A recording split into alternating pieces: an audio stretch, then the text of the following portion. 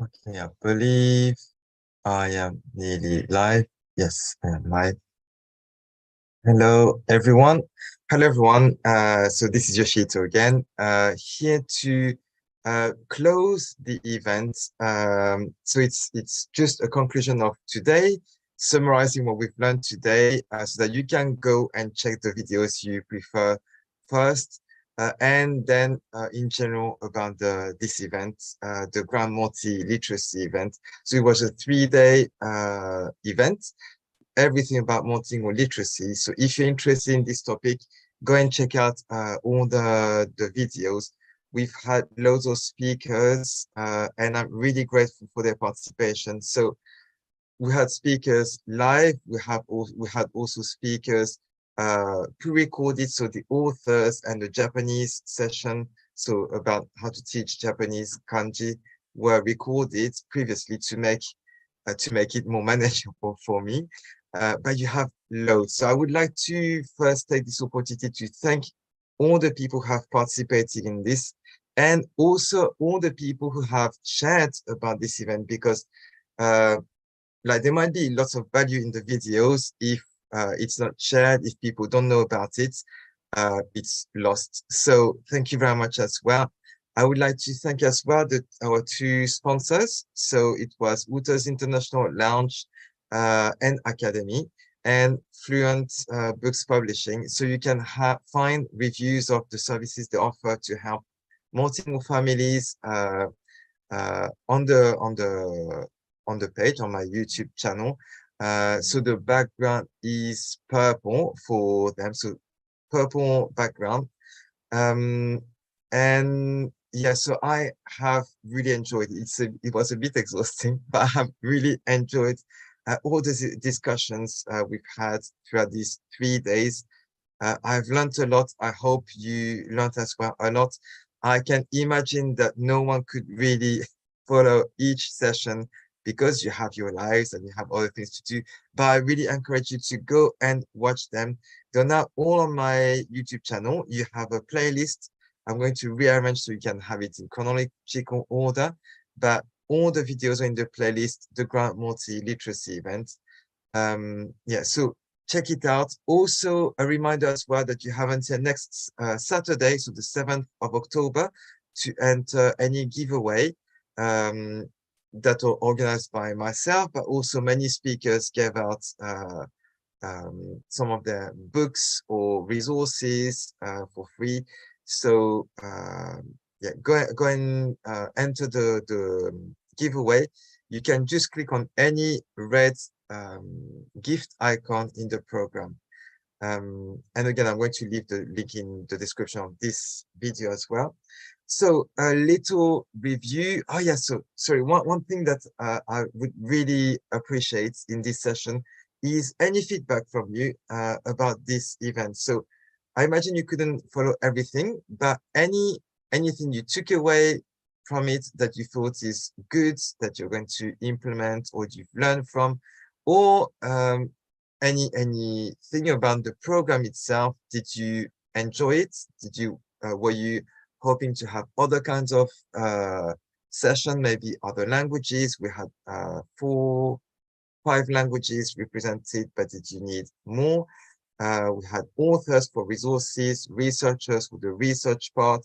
I tried to make it quite complete, but let me know if you were hoping for something else or if you liked it the way it was, because it was the first event I organized. And yeah, and so if it goes well, I guess I can organize another one, another chapter for the Grand Multi-Literacy event. And so to come back on today's videos, we started the day with Hrisa Ikonomidu, who's running a community center for Greek families in Denmark. And the way she runs her community center, how it's organized, is really inspiring.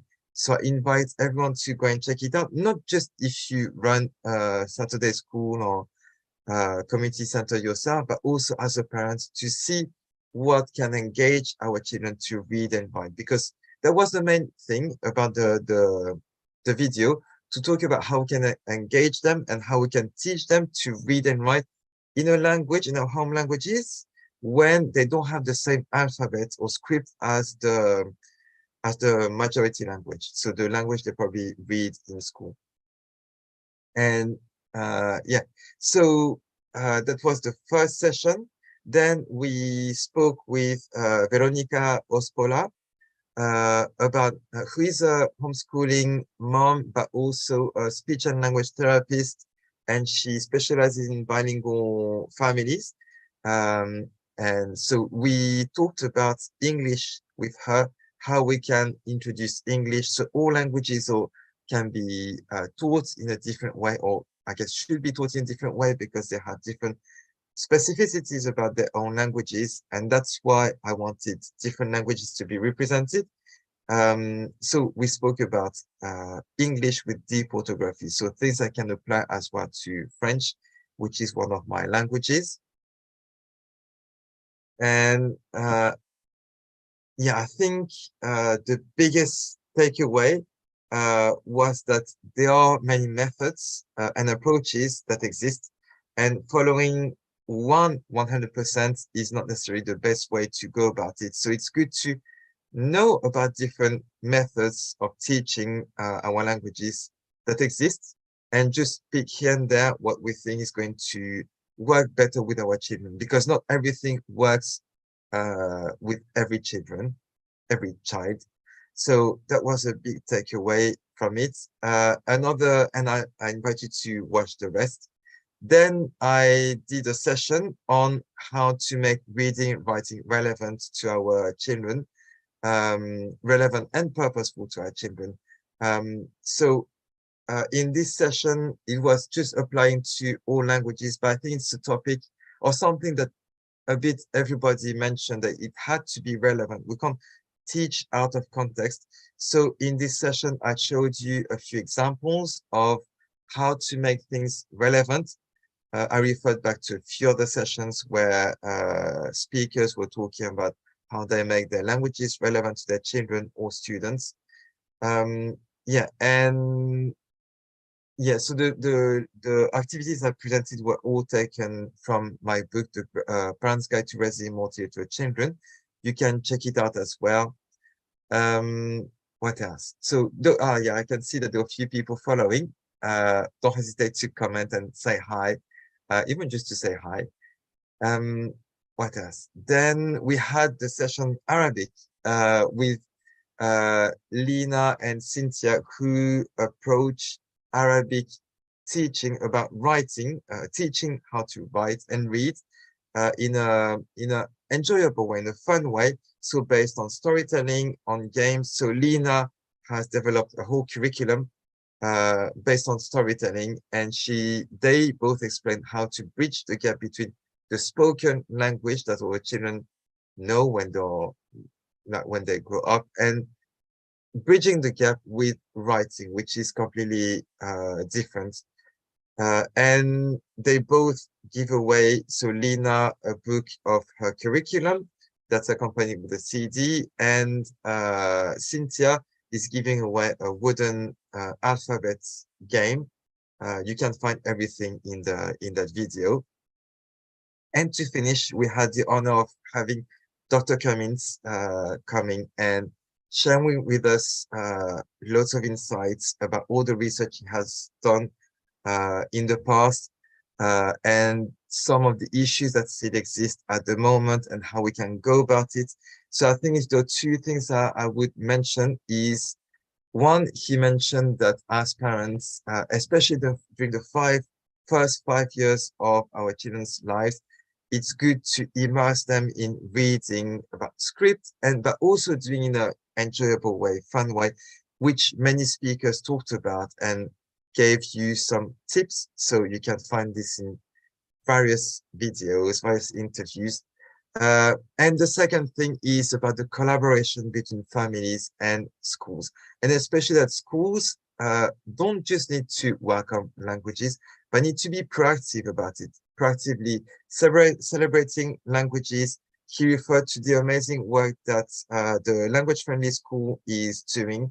You have the link to their website in the description of the interview with Dr. Cummins. So loads of great insight. And yeah, and again, so I would like to say thank you to everyone for attending, especially those of you who have attended many sessions. I know it's a time commitment over your weekend, and it was on Friday as well. I think so. Just a final thought um, that I would give, which is something that came back a lot in, if not all, almost all of the sessions, is to make the journey enjoyable, to make reading and writing enjoyable.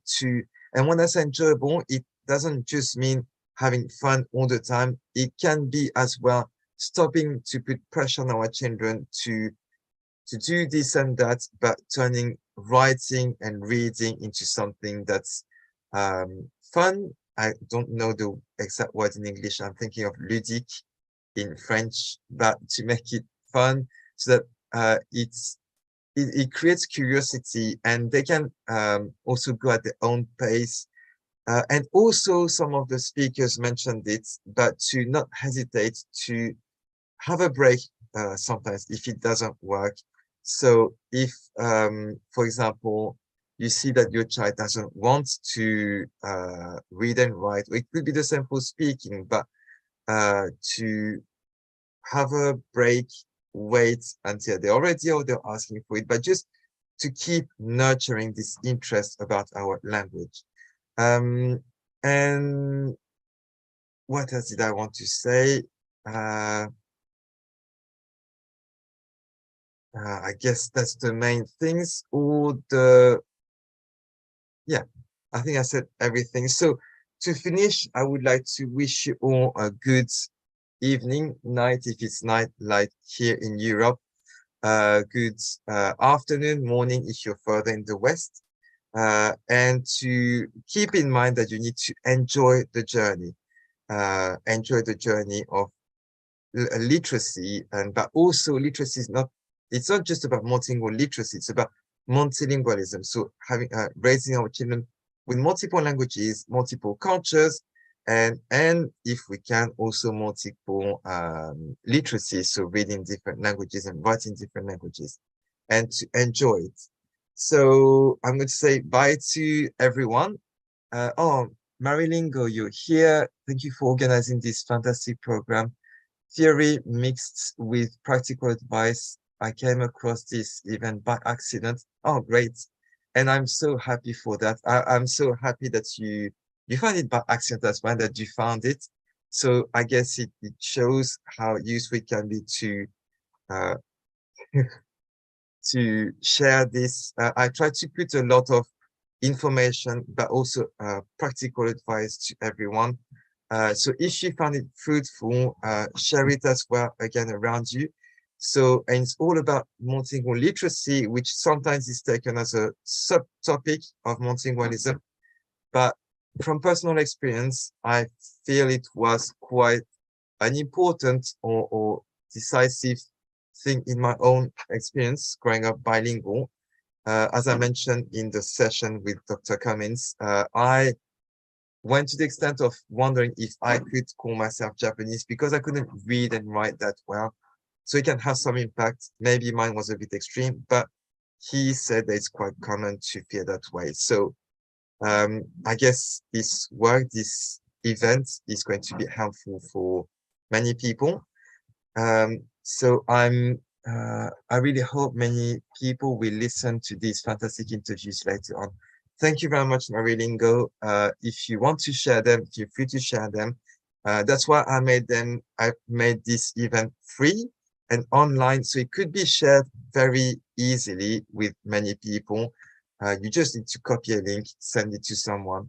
Yeah. So I'm signing off for now. Bye, everyone, and thank you very much for following it. And I'm glad that you found some of the videos. I hope maybe all of them very fruitful. I took away a lot from this event, and I hope you do too. Bye, everyone.